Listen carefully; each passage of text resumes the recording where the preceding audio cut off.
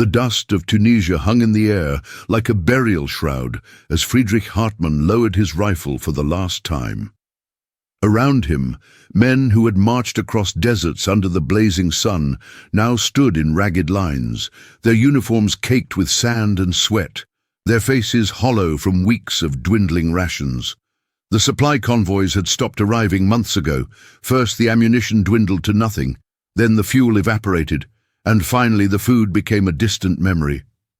They had fought on dried beans and hope, but both had run out on the same scorching afternoon in May 1943.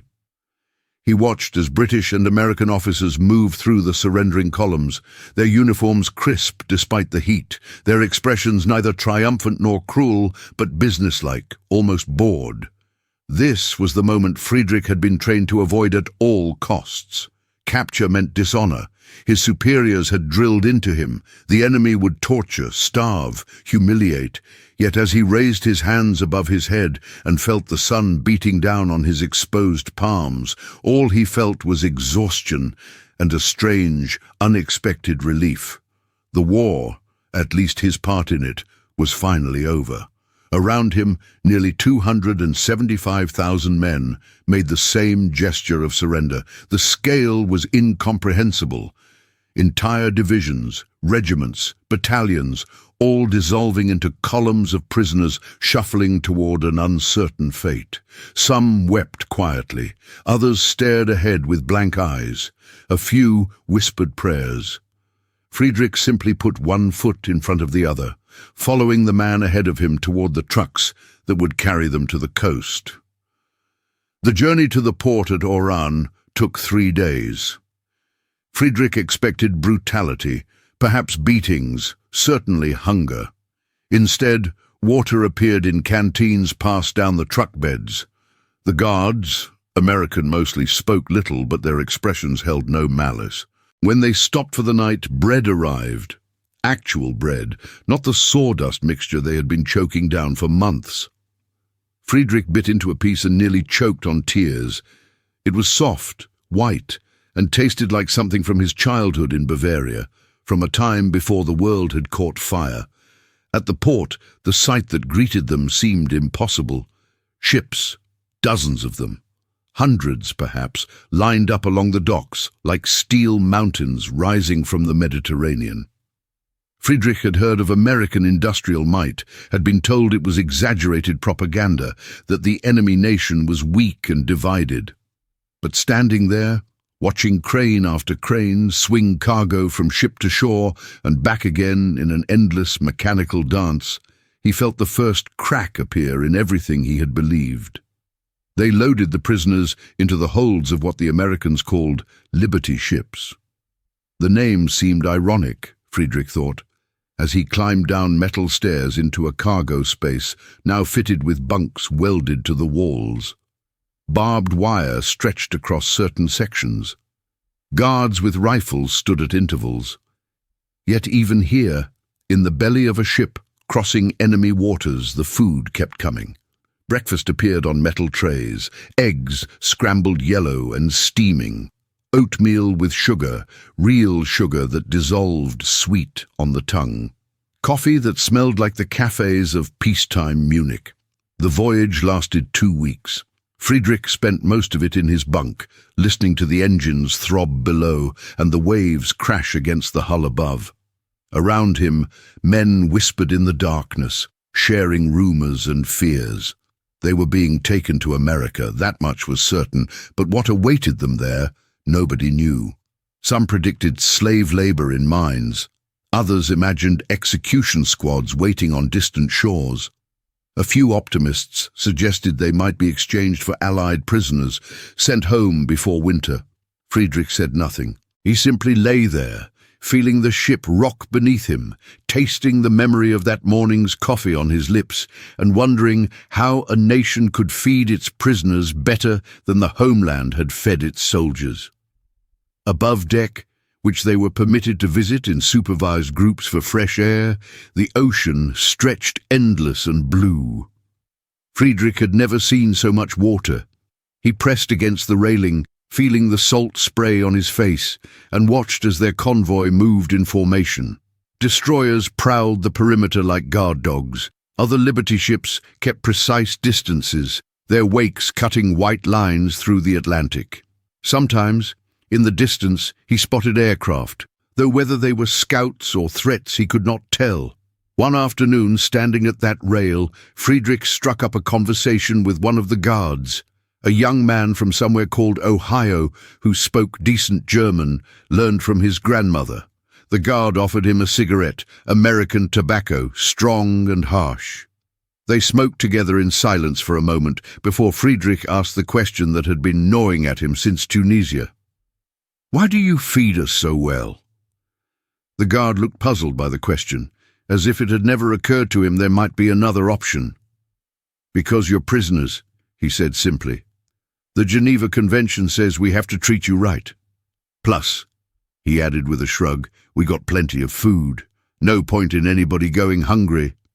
Friedrich thought about that answer for days afterward, the casual way the guard had said it, as if abundance was simply a fact of life, as natural as sunrise. We got plenty. Those three words contained a worldview so alien to Friedrich's experience that he struggled to comprehend it. In Germany, scarcity had become the norm. Ration cards, ersatz everything, coffee made from acorns, butter stretched with lard, meat a rare luxury saved for holidays. And this was before the worst of the bombing had begun, before the cities started burning in earnest. The ship docked in Norfolk, Virginia on a bright June morning that hurt Friedrich's eyes after so many days in the dimness below deck. He shuffled down the gangplank with hundreds of others, their boots ringing on metal, and set foot on American soil for the first time. The first thing he noticed was the smell. Not smoke or cordite or the sour stench of unwashed bodies, but something clean and industrial, oil from machinery, fresh-cut lumber, diesel from trucks, and underneath it all, something cooking, something that made his stomach clench with sudden, desperate hunger. Processing began immediately. They stood in long lines, shuffling forward every few minutes as clerks recorded names, ranks, units, next of kin. Medical officers examined them with clinical efficiency, noting weights, checking teeth, listening to hearts. Friedrich learned he weighed 32 pounds less than when he had enlisted. The doctor, an older man with kind eyes, told him through an interpreter that this was not good, that he would be placed on an enhanced diet until he recovered. Friedrich almost laughed. Enhanced diet, as if he were a patient in a hospital rather than a prisoner of war. After processing came the first real meal on American ground. They filed into a mess hall, a cavernous space with long tables and benches, and found trays waiting. Friedrich stared at his plate in disbelief. Scrambled eggs, a pile of them, bright yellow and glistening with butter, fried potatoes, crispy at the edges, 3 strips of bacon, actual pork, crackling and fragrant, toast, 2 thick slices spread with jam, a glass of milk, cold and white, and coffee, more coffee, bitter and hot, and absolutely real. He sat down across from Klaus Becker, a corporal from Hamburg who had fought in the same company since Tunisia. They looked at each other, then at their plates, then back at each other. Klaus picked up his fork with the reverence one might show a religious artifact. He scooped up a bite of eggs, brought it to his mouth, chewed slowly, his eyes closed. When he opened them again, they were wet. "This is not right," Klaus whispered. "This cannot be right. We are prisoners. Prisoners do not eat like this." But they did. Meal after meal, day after day, the food kept coming, and with each bite, each swallow, each moment of fullness, the foundation of their beliefs began to crumble. They had been told America was weak, decadent, unable to sustain itself in war. Yet here they were, prisoners in enemy hands, eating better than they had as free soldiers fighting for the cause. The contradiction was too large to ignore, too persistent to dismiss as propaganda in reverse. Within a week, they boarded trains heading west. Friedrich found himself pressed against a window, watching America scroll past like a film reel. The train clattered through Virginia, the landscape rolling and green, dotted with farms that looked prosperous beyond belief. Barns painted red stood beside white farmhouses. Fields stretched to the horizon, some planted with corn already knee-high, others with wheat that rippled like water in the wind. He saw cows, fat and healthy, grazing in pastures. He saw orchards heavy with fruit, apples and peaches weighing down the branches. What struck him most was the absence of destruction, no bomb craters, no burned-out buildings, no refugees trudging along roads with their possessions in carts, just peaceful countryside, towns with intact windows, children playing in yards. It was as if the war did not exist here, as if conflict was something happening in another world entirely. The train rolled through Tennessee and Arkansas, stopping occasionally to take on water or switch tracks. At each stop, locals gathered to stare at the prisoners. Friedrich expected hostility, perhaps thrown stones or shouted curses. Instead, he saw curiosity, sometimes pity, occasionally even waves. In one small town, a woman approached the train carrying a basket of sandwiches. The guards tried to turn her away, but she insisted, and soon bread and ham were being passed through the barred windows. Friedrich bit into his sandwich and tasted mustard, sweet pickles, thick slices of meat. The woman smiled at him through the bars and said something he did not understand. "God bless you," the interpreter translated. She said, "God bless you." He could not comprehend it. These people's sons and brothers were dying in Europe, fighting against men like him, and yet this woman brought him food and blessing. The cognitive dissonance was overwhelming. Texas appeared like a furnace. The train pulled into Camp Swift on a scorching afternoon in late June, the heat so intense it seemed to shimmer in the air. Friedrich climbed down from the rail car and looked around at what would be his home for an indefinite future. Rows of wooden barracks stretched in neat lines, each identical to the last. Guard towers rose at intervals, their searchlights dark in the daylight. Barbed wire surrounded everything, coil after coil of it, marking the boundary between captivity and freedom. Yet even here, in what was supposed to be a prison, the contradictions multiplied. Each barrack had electric lights, actual electricity, not candles or oil lamps, toilets that flushed with running water, showers with hot and cold taps, beds with mattresses, thin but present, and clean sheets folded at the foot of each bunk. Friedrich had slept in worse conditions as a soldier fighting for his own nation. The irony was not lost on him. That first evening, they filed into the mess hall for dinner. Friedrich had begun to expect abundance, but the reality still shocked him. Platters of fried chicken, golden brown and crackling, mashed potatoes with gravy, green beans seasoned with bacon, cornbread that crumbled sweet on the tongue, apple pie for dessert, served with a scoop of vanilla ice cream that melted into the warm crust.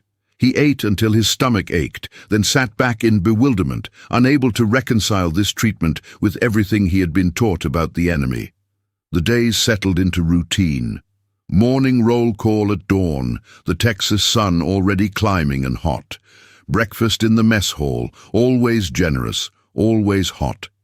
Work details assigned, though in the early weeks the work was light. Clearing brush. Maintaining the campgrounds, learning English from instructors who came several times a week. Afternoons brought more work or recreation, soccer matches on a makeshift field, letters written home. Though Friedrich wondered what he could possibly say that would make sense to his family. Evening meals, then free time until lights out. The strangeness of it all never quite faded. Friedrich found himself comparing every detail of camp life to his memories of Germany. Here, guards spoke to prisoners as if they were human beings, not vermin. Here, meals came 3 times a day without fail. Here, men could buy cigarettes and candy bars with the scrip they earned from their labor. In Germany, his family was probably queuing for hours to buy a loaf of bread that was more sawdust than wheat. The other prisoners felt it too. This disorienting abundance. They gathered in small groups after dinner, smoking American cigarettes and speaking in low voices about what they had seen, what they continued to see. Some clung to the old beliefs, insisting this was all theater, that the real America was hidden from them. But most, like Friedrich, could not maintain that fiction in the face of daily evidence. The food was real, the electricity was real, the casual prosperity of every American they encountered was undeniably, overwhelmingly real. Then came the 4th of July, 1944. Friedrich had no idea what the date signified to Americans, but the excitement in the camp was palpable. Guards spoke of celebrations, of fireworks and family gatherings. Some mentioned barbecue with the kind of reverence usually reserved for sacred rituals. Friedrich listened and tried to imagine what kind of celebration could warrant such anticipation in the middle of a global war. Early that morning, trucks arrived at the camp carrying supplies. Friedrich watched as Americans unloaded them: sacks of charcoal, boxes of meat wrapped in white paper, crates of vegetables, cases of bottled drinks. The quantity seemed absurd, excessive, wasteful. Were they preparing to feed an army? In a sense, they were. By mid-morning, pits had been dug outside the wire, and fires started in each one. The smoke began to rise, carrying with it a smell unlike anything Friedrich had experienced. It was hickory smoke, though he would not learn that name until later. It smelled sweet and sharp at once, like burning hardwood mixed with something indefinable, something that made his mouth water, despite having eaten breakfast only hours before. As the morning progressed, the smell intensified, deepened, took on layers. Meat was being cooked clearly, but not in any way he recognized. This was not the quick frying or boiling he knew from military kitchens or his mother's small apartment in Munich. This was something slow, deliberate, transformative. By noon, prisoners were assembled and marched under guard to an open area near the pits. What Friedrich saw there defied description. On metal grates suspended over glowing coals lay slabs of beef so large he initially mistook them for small animals. Each piece must have weighed 15 pounds, perhaps 20, the meat dark and crusted on the outside, smoke rising from the surface in lazy curls. An American man, broad-shouldered and wearing a stained apron, lifted one of the slabs with a long fork and set it on a cutting board. He took up a knife and began to slice, and Friedrich watched in fascination as the blade revealed meat that was pink and tender beneath the blackened exterior, juices running onto the board in rivulets. The man, whom Friedrich later learned was a local rancher named Buck Morrison, looked up at the assembled prisoners and grinned. 12 hours, he announced to no one in particular. Slow and low, that is the secret. Hickory smoke and patience. He speared a slice of meat and held it up like a trophy. This is Texas brisket, boys. You have not lived until you have tasted it. Tables had been set up, long rows of them covered with checkered cloths. As Friedrich and the other prisoners watched in stunned silence, American families began to arrive, women carrying casserole dishes, men hauling coolers filled with ice and drinks, children running and laughing, oblivious or indifferent to the barbed wire and guard towers nearby. The scene was surreal, almost dreamlike. This was supposed to be a prison camp, a place of confinement and punishment. Instead, it looked like a town festival. The food appeared in quantities that seemed impossible. The brisket was only the beginning. There were ribs, racks of them, the meat falling from the bone, sausages split and charred, chicken pieces, wings and thighs, glazed with some kind of tangy sauce. And alongside the meat came dishes that Friedrich had no names for: baked beans swimming in molasses, potato salad heavy with mayonnaise, coleslaw crisp with vinegar, cornbread squares that crumbled at a touch, pickles, both sweet and sour, watermelon sliced into huge wedges, the flesh bright red and dripping. And then there were the drinks, bottles of Coca-Cola, hundreds of them, sweating condensation in metal tubs filled with ice. Friedrich had heard of Coca-Cola, had seen propaganda posters denouncing it as a symbol of American decadence. but he had never tasted it. When a guard handed him a bottle, cold from the ice, he examined it with curiosity. The liquid inside was dark brown, almost black. He twisted off the cap, heard the hiss of carbonation, raised it to his lips. The taste was unlike anything in his experience. Sweet, intensely so, but with a sharpness underneath, a bite that fizzed on his tongue. It was cold going down his throat, so cold it almost hurt, and when he swallowed he could feel it all the way to his stomach. He took another sip, then another, finishing the bottle in long gulps. It was, he thought, the taste of America itself. Excessive, exuberant, impossible to ignore. The prisoners were invited cautiously at first to join the meal. Friedrich approached the serving tables with hesitation, half expecting this to be some kind of test or trap. But the Americans simply loaded his plate, piling on meat and sides, until he protested it was too much. Too much? A woman laughed, her face kind beneath a sun hat. "Honey, there is plenty more where that came from. Eat up." He found a place in the shade of a live oak tree and sat down with his plate balanced on his knees. Klaus settled beside him, similarly laden. They looked at each other, then at their food, then back at each other again. Klaus shook his head slowly. "I cannot understand this," he said quietly. "We are their enemies. We killed their soldiers, their sons, and they give us this feast?" Friedrich had no answer. He picked up the slice of brisket with his fingers, the meat warm and slightly greasy, and bit down. The flavor exploded in his mouth. Smoky, yes, but also sweet, peppery, rich beyond belief. The meat was tender enough to pull apart with his teeth, the fat melting into the leaner sections. He chewed slowly, savoring it, trying to memorize the taste, because he knew he might never experience it again. When he swallowed, he felt tears prickling his eyes, though he could not have said whether they came from the richness of the food or the overwhelming confusion of gratitude and shame. Around him, other prisoners were having similar experiences. Some ate in silence, their faces showing a mixture of pleasure and guilt. Others wept openly, overwhelmed by flavors they had forgotten existed. A few refused to eat, unable to reconcile this generosity with their understanding of the world. But most ate, and ate well, because hunger is a powerful force, and the body does not care about ideology when presented with abundance. The afternoon passed in a blur. Music played from somewhere, guitars and fiddles creating melodies that were foreign, yet somehow welcoming. Children approached the prisoners cautiously, offering slices of watermelon or cookies. An elderly man sat down beside Friedrich and began speaking in halting German, telling stories about his own father, who had immigrated from Bavaria 50 years ago.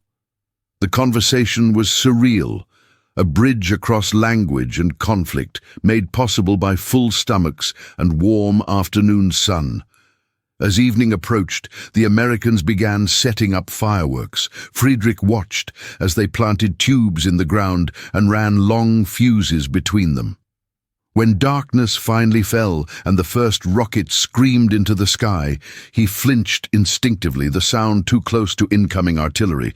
But then the explosion came, not of shrapnel but of light, brilliant colors blooming against the night sky. Red, blue, white. The American colors, he realized. This was their Independence Day, their celebration of freedom from an old empire. The symbolism was not lost on him. Here he sat, a prisoner of this independent nation, fed and treated with more dignity than he had known as a free man in his own country. The fireworks continued for nearly an hour, each burst more spectacular than the last. Friedrich watched with his neck craned back, his stomach full of brisket and pie, his mind reeling from the contradictions of the day. When the final rocket faded and darkness returned, he walked back to his barrack in silence, too overwhelmed for words. That night, lying in his bunk and listening to the sounds of other prisoners digesting their excessive feast, Friedrich tried to process what he had witnessed. The food itself was astonishing, yes, but it was more than that. It was the casualness of the abundance, the thoughtless generosity, the fact that Americans had shared their national celebration with enemy prisoners without apparent hesitation or resentment. He thought of his family in Munich, his mother and sister, and wondered what they were eating tonight. Probably thin soup and coarse bread if they were lucky. Meanwhile, he had consumed more meat in one afternoon than they would see in a month. The guilt was crushing. Yet he could not deny the revelation. Everything he had been told about America was false, not exaggerated, not partially true, but fundamentally, completely wrong. This was not a weak nation barely holding itself together. This was not a society on the verge of collapse. This was a country so prosperous, so abundant, that it could feed its enemies lavish feasts in the middle of a global war and think nothing of it.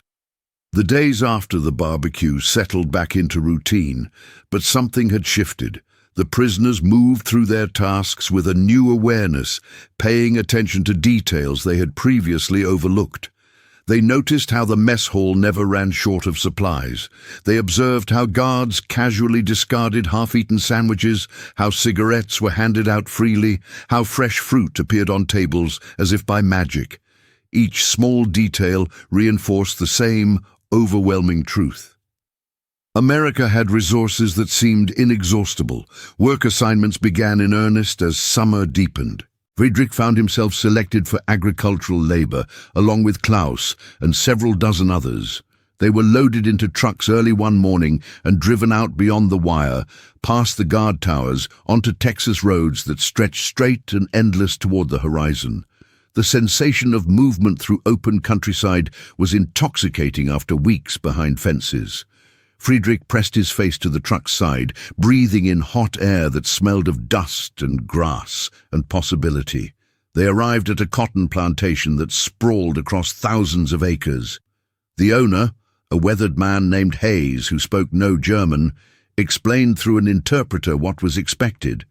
The cotton was ready for picking. The job was simple but backbreaking. Walk the rows, pull the white bolls from their husks, stuff them into long canvas bags dragging behind. Hour after hour under the merciless sun, fingers bleeding from the sharp husks, sweat soaking through clothes. Yet even here, exploitation had limits. Water appeared regularly, brought by Hayes's daughter in a battered truck. At noon, they stopped for lunch, and sandwiches were distributed, thick ones with ham and cheese and lettuce wrapped in wax paper. Friedrich ate his sitting in the shade of the truck, watching American workers do the same job nearby.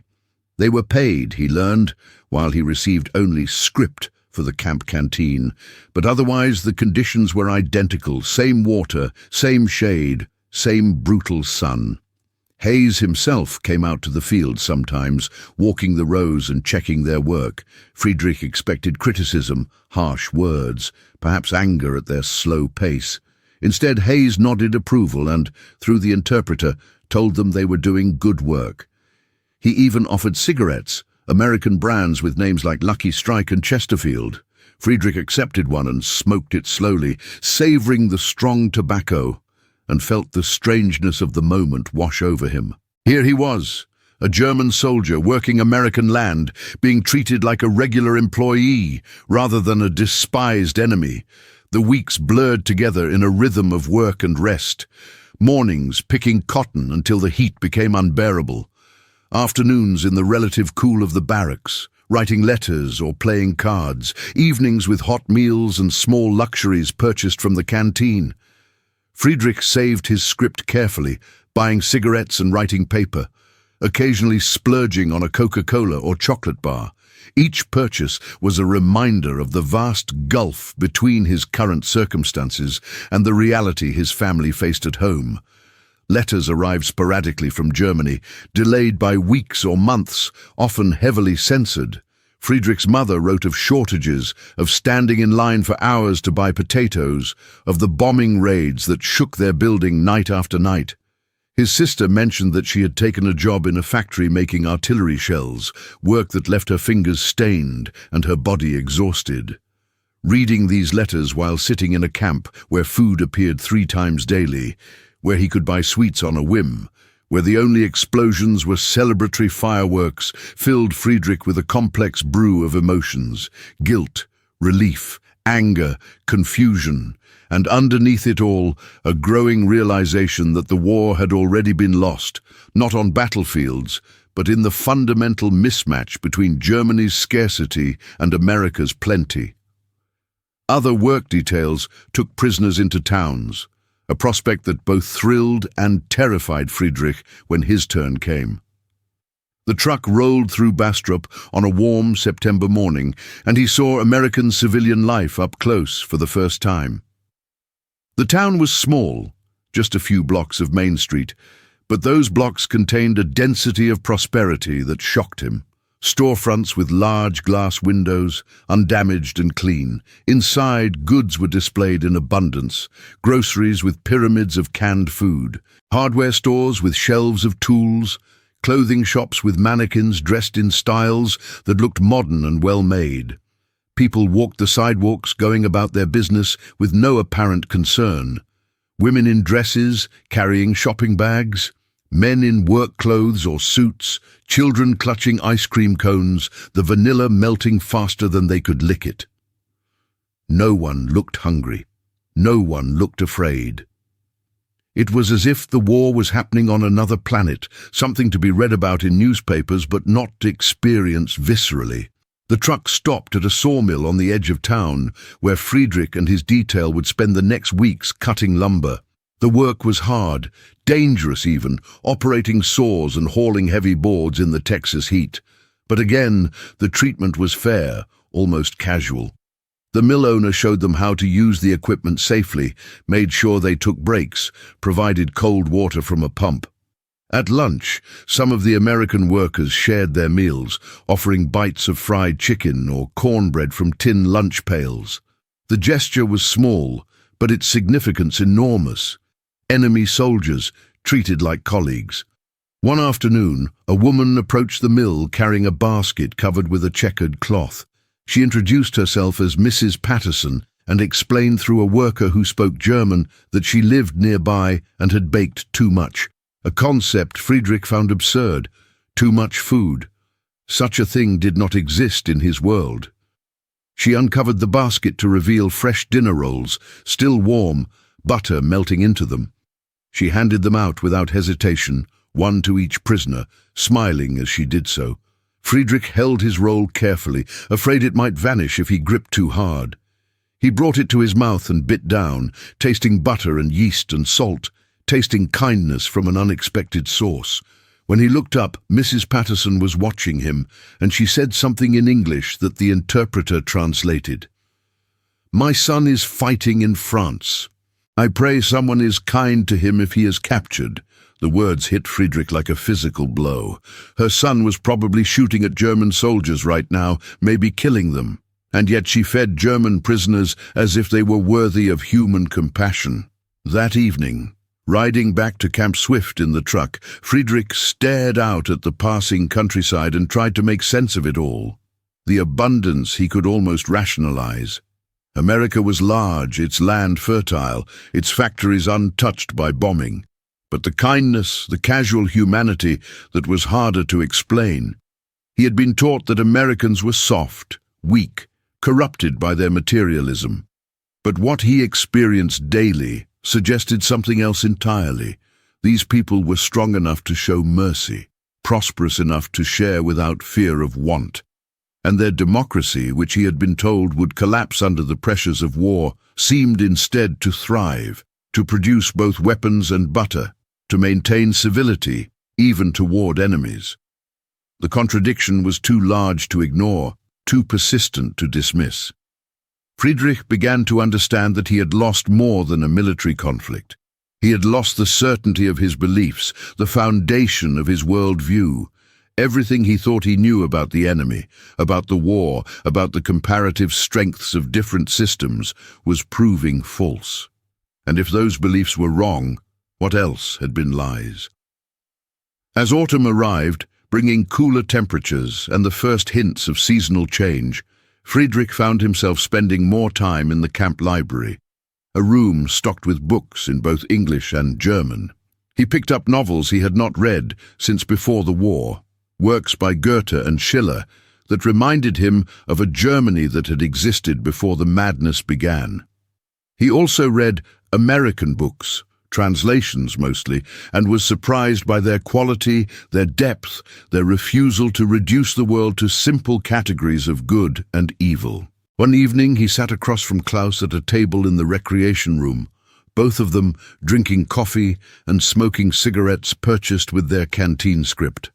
They had been prisoners for nearly 8 months now, and the time had changed them in ways both obvious and subtle.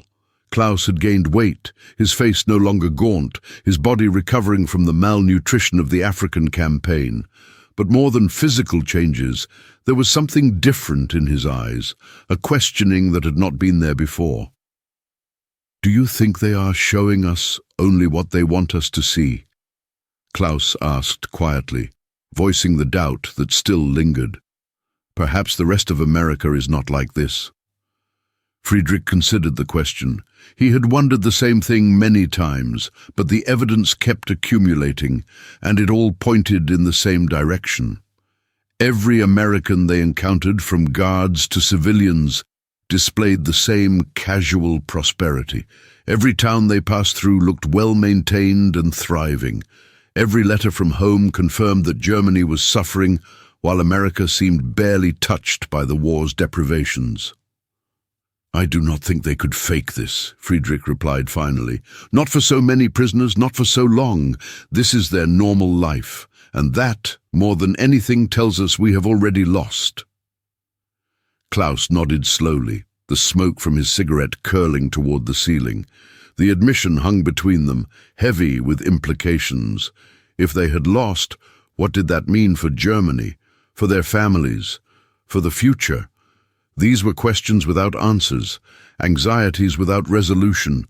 All they could do was continue through each day, working their details, eating their meals, and slowly, gradually adjusting to a truth they had never imagined possible.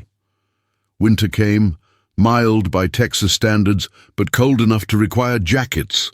Christmas approached, and with it came another revelation. The camp organized a celebration, complete with a tree decorated with handmade ornaments, carols singing in German and English, and a feast that rivaled the 4th of July barbecue. Turkey with stuffing, mashed potatoes and gravy, cranberry sauce that was sweet tart on the tongue, pies of every description, pumpkin, pecan, apple, cherry. Friedrich sat at a long table surrounded by other prisoners, all of them wearing paper crowns that someone had folded from newspaper, all of them eating food that would have been impossible to obtain in Germany even before the war. A choir of local church members came to sing for them, their voices rising in hymns that transcended language and nationality. Silent Night sounded the same in German and English, and when the prisoners joined in, singing words they had known since childhood, the moment became almost unbearably poignant. After the meal, packages arrived, small boxes wrapped in brown paper. The Red Cross had organized them, filled with toiletries, socks, writing supplies, and small treats. Friedrich opened his and found a bar of soap that smelled like pine, a toothbrush with soft bristles, a pencil and notepad, and a small bag of hard candies. It was not much, objectively speaking, but to him it represented something profound. Even in captivity, even as enemies, they were being treated as human beings, deserving of basic dignity and small comforts. That night, lying in his bunk and sucking on one of the hard candies, Friedrich thought about Christmas the previous year. He had been in North Africa, huddled in a foxhole, eating cold rations and trying not to think about home. The year before that, he had been training in Germany, still believing in ultimate victory, still convinced of the righteousness of the cause. Now, 2 Christmases later, he was a prisoner in Texas, well-fed and warm, his certainties shattered and his future uncertain. The trajectory seemed impossible, like something from a dream or a badly written play. The new year arrived with little fanfare. 1945 brought rumors of Allied advances, of German retreats, of cities falling one after another. The prisoners listened to these reports with mixed emotions. Part of Friedrich hoped for German victory, for vindication of the sacrifices made, for his own eventual return to a triumphant homeland. But another part, growing larger each day, recognized that such hopes were delusions. The evidence of his eyes, the testimony of his stomach, the accumulated weight of 8 months in American captivity, all told him the war was ending in only one way. Spring brought new work assignments. Friedrich found himself on a road crew, helping to repair and improve the highways that stretched across Texas. The work was heavy labor, breaking rocks and laying asphalt under a sun that grew hotter each week. But it was also oddly satisfying, creative in its way. They were building something, making improvements, contributing to infrastructure that would last long after they were gone. An American foreman named Jenkins supervised, showing them techniques and treating them less like prisoners than like apprentices learning a trade. One day, during a lunch break, Jenkins sat down beside Friedrich and offered him a cigarette. They smoked in companionable silence for a while, watching heat shimmer off the fresh asphalt, before Jenkins spoke. "You boys do good work," he said through an interpreter. "Honest work. When this war is over, you should be proud of what you built here." Friedrich did not know how to respond. Pride seemed inappropriate for labor done in captivity, but Jenkins's words stayed with him, gnawing at his understanding of what it meant to be a prisoner. In his imagination, prisoners were meant to suffer, to be punished, to serve time as penance for their actions. But here he was, learning skills, earning wages of a sort, being treated with respect by men whose countrymen he had tried to kill not so long ago. The cognitive dissonance was exhausting. As spring turned to summer, news filtered into the camp of Germany's collapse, the fall of Berlin, the final surrenders, the complete total defeat. Friedrich heard these reports with a numbness that surprised him. He should have felt devastation, rage, despair. Instead, he felt mostly tired, and perhaps a flicker of relief that the dying was finally over. When official word came that the war in Europe had ended, the camp fell into an odd quiet. Some prisoners wept, others celebrated, glad to have survived. Most simply sat with their own thoughts, trying to comprehend what this meant for their futures. The answer came slowly over the following months. Repatriation would happen, but not immediately. Germany was in ruins, unable to absorb masses of returning soldiers. The camps would continue to operate, perhaps for another year or more, until arrangements could be made. Friedrich received this news with mixed feelings. Part of him desperately wanted to go home, to see his family, to confirm they had survived. But another part dreaded what awaited. The letters from his mother had become more sporadic, more desperate in tone. Germany was starving, she wrote. The cities were rubble. People lived in basements and fought over scraps. Meanwhile, in Camp Swift, life continued in its strange, comfortable rhythm. 3 meals a day, work assignments, evenings of recreation. Friedrich continued to save his canteen script, buying small luxuries and sending what he could to his family through Red Cross channels, though he doubted much got through. The summer of 1945 passed in a blur of heat and routine, punctuated by occasional news of the war in the Pacific, of something called an atomic bomb, of final Japanese surrender in August. When that news came, the Americans celebrated wildly, firing rifles into the air and setting off fireworks. The prisoners watched from behind their wire, uncertain how to react. The war was truly over now, completely finished, and they had been on the losing side, yet they were alive, healthy, well-fed. Many of their comrades were not so fortunate. Friedrich thought of the men who had died in Tunisia, in the crossing, in the camps from disease or accident. He had survived, and that survival felt both like luck and like a burden. Autumn brought the first serious preparations for repatriation. Lists were compiled, orders issued, travel arrangements made. Friedrich learned he would be leaving in November, shipped back across the Atlantic to a Germany he barely recognized from descriptions. The final weeks in camp took on a strange quality, like the last days of school before a long break. Familiar routines carried extra weight, knowing they would not be repeated. The meals tasted better, or perhaps Friedrich was simply paying more attention, trying to memorize flavors he might never experience again. His last night in Camp Swift, Friedrich walked the perimeter of the compound, looking at the barracks where he had lived, the mess hall where he had eaten, the library where he had spent so many evening hours. The place had been a prison, technically, but it had also been a sanctuary of sorts, a place where he had been safe, fed, and treated with basic human decency. Leaving it behind felt like leaving something valuable, though he could not quite articulate what. The journey back across the Atlantic was nothing like the initial crossing. This time, Friedrich knew what awaited on the other side. The ship was crowded with other repatriating prisoners, all of them quiet, lost in private thoughts about homecoming and uncertain futures. The food on board was still good, better than Friedrich expected to eat once he reached Germany, and he forced himself to consume every calorie, building up reserves for the lean times ahead.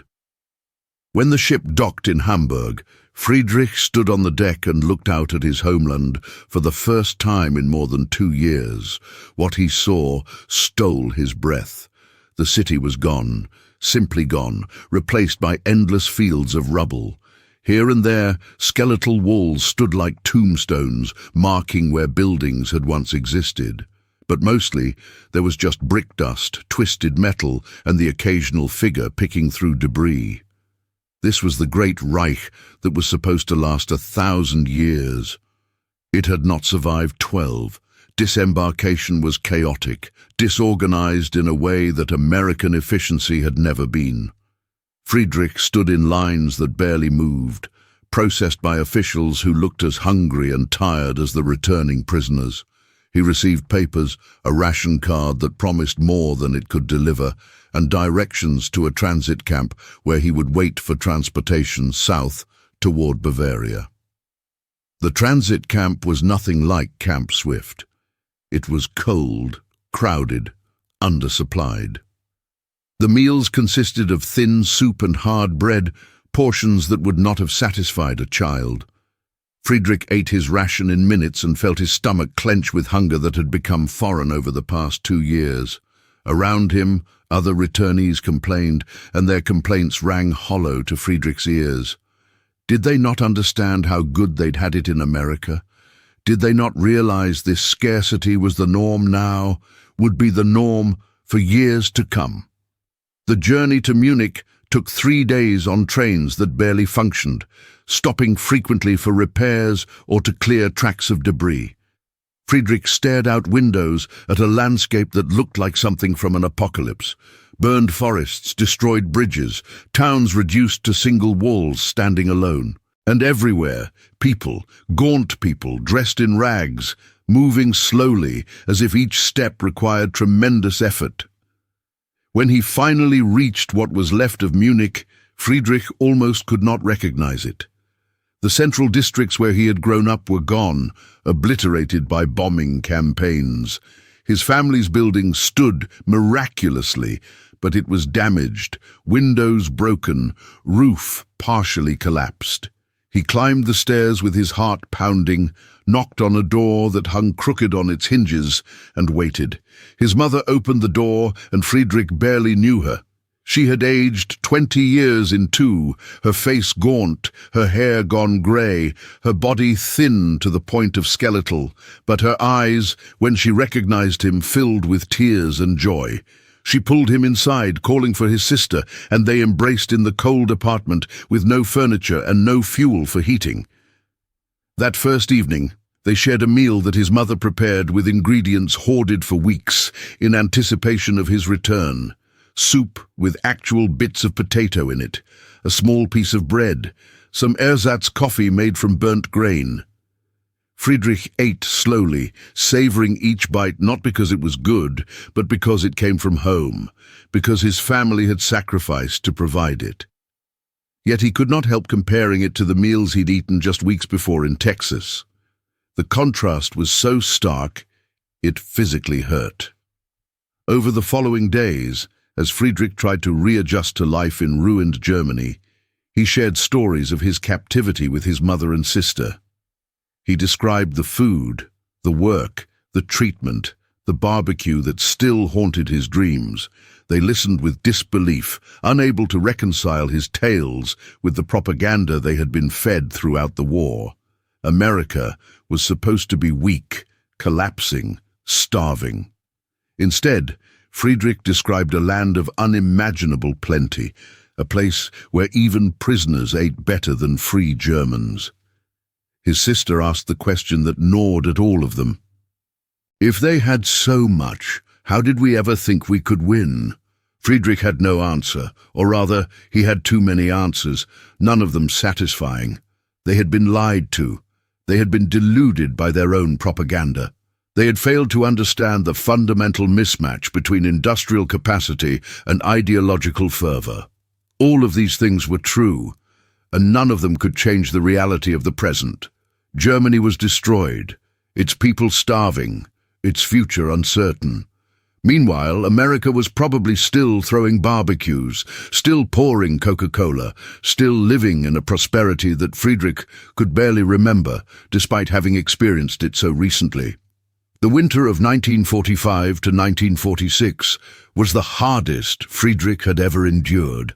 Cold without fuel for heating, hunger on rations that seemed to shrink each week, disease spreading through malnourished populations. He found work eventually, clearing rubble for a few marks and an extra food ration, back-breaking labor that at least kept him warm through movement. At night, in the freezing apartment, he would lie in bed and remember the electric lights of Camp Swift, the hot showers, the mess hall with its endless food. Those memories felt like they belonged to someone else, a different life that could not have been his own. Yet those memories also sustained him. They proved that another way was possible, that societies could be organized around principles other than scarcity and conquest, that former enemies could treat each other with basic human decency. Friedrich did not romanticize America, did not think it perfect or without flaws, but he had seen enough to know that democracy, for all its apparent weakness, had produced something stronger than the authoritarian system he had served. It had produced abundance, resilience, and a citizenry willing to share even with enemies. As months became years and Germany slowly began to rebuild, Friedrich carried his American experience like a secret truth. He spoke of it rarely, knowing that some would not believe him, that others would resent him for having survived in comfort while they suffered at home. But the knowledge shaped his choices, his politics, his hopes for the future. When Germany moved toward democratic reconstruction, Friedrich supported it not because occupying forces demanded it, but because he had seen democracy work, had experienced its fruits even as a prisoner. He never forgot the taste of Texas brisket, slow smoked over hickory coals until it melted on the tongue. He never forgot the casual kindness of Mrs. Patterson, bringing warm rolls to enemy soldiers. He never forgot the sight of American children buying ice cream cones with pocket change, while German children begged for crusts of bread. These memories were not about glorifying one nation or denigrating another. They were about understanding the choices societies make, the priorities they set, the values they embody. Decades later, when Friedrich was an old man and Germany had transformed into a prosperous democracy itself, he would sometimes tell his grandchildren about his time in Texas. They would listen with fascination to stories of abundance during wartime, of enemies who fed rather than starved their prisoners, of a nation so confident in its values that it could afford generosity. The grandchildren, raised in comfort, could barely imagine the world their grandfather described, a world where a barbecue could shatter certainties and where Coca-Cola represented more than a soft drink, but a whole way of life. Friedrich's story was not unique. Thousands of German prisoners returned from American captivity with similar experiences, similar revelations. Not all learned the same lessons. Not all changed their minds about fundamental questions of politics and society. But enough did that historians would later argue the POW program contributed, in small but measurable ways, to Germany's post-war transformation. Men who had seen democracy work, who had experienced its prosperity and fairness firsthand, became more receptive to democratic reconstruction. They could not be told it was weak or doomed when they had witnessed its strength with their own eyes, tasted its abundance with their own mouths. The irony was almost too perfect. The Reich had sent its soldiers to conquer, to prove the superiority of its system and ideology. Instead, those soldiers had been captured, transported to the enemy heartland, and there converted not through propaganda or coercion, but through simple exposure to an alternative way of life. America's greatest weapon in winning German prisoners' minds was not speeches or films or re-education programs. It was brisket and Coca-Cola, electric lights and hot showers, the casual abundance of a society that had figured out how to produce both guns and butter, that could wage global war while its civilians still bought ice cream cones for nickels. As Friedrich's story came full circle, from the dusty surrender in Tunisia to the reconstruction of a new Germany, the central lesson remained clear. Systems prove themselves not just in how they treat their own citizens, but in how they treat their enemies. America's decision to honor the Geneva Convention, to feed prisoners well, to allow them dignity even in captivity, was not weakness. It was strength of a kind that military force could never provide. It demonstrated confidence, prosperity, and values that transcended the exigencies of war. The barbed wire of Camp Swift was long gone by the time Friedrich became an old man. The barracks had been torn down, the guard towers dismantled, the land returned to other uses. But the impact lingered, carried in the memories of men who had expected punishment and found abundance, who had anticipated cruelty and encountered kindness, who had been prepared for propaganda and instead experienced truth. That truth, more than any military victory, won a deeper kind of peace. It suggested that former enemies could become allies, that different systems could coexist and learn from each other, that the world might someday move beyond the cycle of conquest and vengeance that had defined so much of human history. In the end, the story of German POWs in America is a story about the power of ordinary things. Meals shared, work done with dignity, small kindnesses extended across the divide of conflict.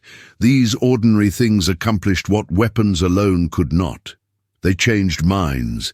They offered hope, they planted seeds of a different future, and they proved, in the most tangible way possible, that abundance matters, that prosperity is not just a luxury, but a form of power, and that a nation's true strength lies not only in its ability to destroy, but in its capacity to build, to sustain, to share, even with those who have been enemies. Friedrich died in the 1990s, having lived long enough to see Germany reunified and prosperous, having witnessed the triumph of the democratic values he had first encountered as a prisoner in Texas more than half a century before. His last years were comfortable, surrounded by family, in a country rebuilt from ruins into something his younger self could never have imagined. Sometimes, in those final years, he would close his eyes and smell hickory smoke, taste cold Coca-Cola, hear the distant sound of fireworks on a Texas night. Those memories remained vivid when others faded, proof that some experiences shape us so profoundly that they become part of who we are, inseparable from our understanding of the world and our place within it. The paradox of his life: captured soldier eating better than free men, prisoner treated with dignity while war raged, enemy shown generosity when hatred would have been justified. That paradox taught him more about power and values than all the battles he had fought or all the propaganda he had believed. It was a lesson learned in the most unlikely classroom imaginable, behind barbed wire in the Texas heat, and it lasted a lifetime.